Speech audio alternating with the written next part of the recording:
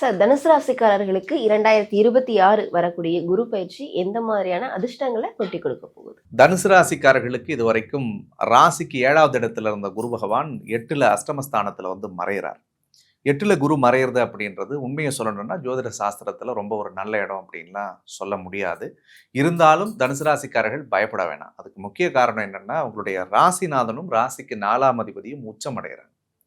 ஒரு ஜாதகனுக்கு தன்னுடைய ராசிக்கு அதிபதி உச்சமா இருந்துச்சுனாலே அவங்களுக்கு ஒரு பெரிய தன்னம்பிக்கையும் தைரியமும் தெம்பும் இயற்கையில மனசுல வந்துடும். இதுக்கு முன்னாடி ஒரு ஒரு தெளிவான மனநிலையே இல்லாமல் இருக்கும் சார். ஒரு முடிவெடுக்க முடியாமல் குழப்பிட்டு இருக்கோம் சார். எது சரி தப்புன்னு லைஃப்பை பற்றின ஒரு புரிதலே இல்லாமல் நாங்கள் வாழ்ந்துகிட்டு இருக்கிறோம்னு சொல்லக்கூடிய தனுசு ராசிக்காரர்களுக்கு கடவுள் அருளோடு நீங்கள் அடுத்த கட்ட பாதை எப்படி போகணும், உங்களுடைய பயணங்கள் எப்படி அமையணும், எதை நீங்கள் பண்ணால் உங்கள் லைஃப் சக்ஸஸ் ஆகும் அப்படின்றத மே 26ஆம் தேதிக்கு பிறகு கடவுள் குரு பகவான் உங்களுக்கு காட்டி கொடுக்க போகிறார். குரு அஷ்டமஸ்தானத்தில் மறைஞ்சாலும் தனுசு ராசிக்காரர்களுக்கு குரு பகவான் பார்க்கக்கூடிய இடங்கள் ரொம்பவே அற்புதமான இடத்தை பார்க்குறார். அதில் முதல் விஷயமா பார்க்கப்படக்கூடியது ரொம்ப முக்கியமான பார்வையா நான் நினைக்கிறது 2ஆம் இடம்னு சொல்லக்கூடிய குடும்ப ஸ்தானத்தை குரு பார்க்கிறார்.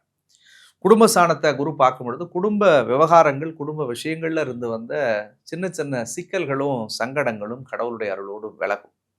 பண விஷயங்கள், பண விவகாரங்கள்ல தனுசு ராசிக்காரர்களுக்கு இருக்கக்கூடிய பிரச்சனைகள் எல்லாம் விலகும். படிக்கக்கூடிய மாணவர்களுக்கு கல்வியில மந்தமா இருக்காங்க, எக்ஸாம் சரியா எழுத மாட்டாங்க, ஒரு சரியான ஒரு ஃபோக்கஸ்டா அவங்களுடைய லைஃப்பை திட்டமிடலை அப்படின்னு சொல்லி வருத்தங்கள் இருந்துச்சுன்னா கொஞ்சம் தெளிவான முடிவு எடுக்கக்கூடிய காலத்தை கடவுள் தருவார்.